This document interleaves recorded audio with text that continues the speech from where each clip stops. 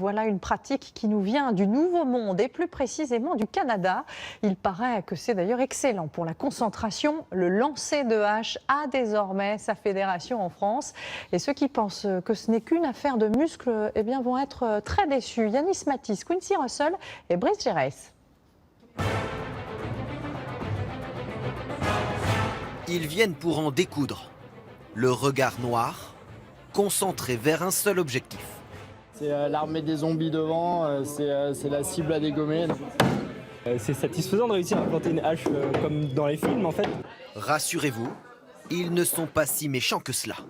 Ses collègues de travail viennent s'exercer au lancer de hache. Tu fais ton angle droit entre le manche de ta hache et ton avant-bras. Il faut avoir un geste fluide et surtout il faut casser le poignet à la fin. 700 grammes propulsés au bout du bras. Et même à 4 mètres de la cible, ce n'est pas évident. Ça tourne pas comme je veux.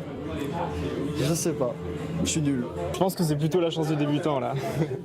Ou quand l'entraînement finit par payer. Je l'ai mise dans le mille. Le lancer de hache, une discipline canadienne, elle fait fureur en France depuis 2 ans.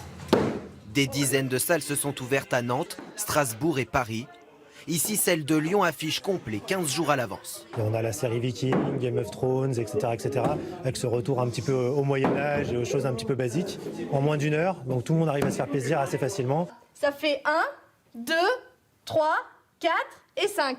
La cible coûte 50 € pour 1 heure et jusqu'à 3 personnes à partir de l'âge de 16 ans. C'est marrant parce que ça défoule bien.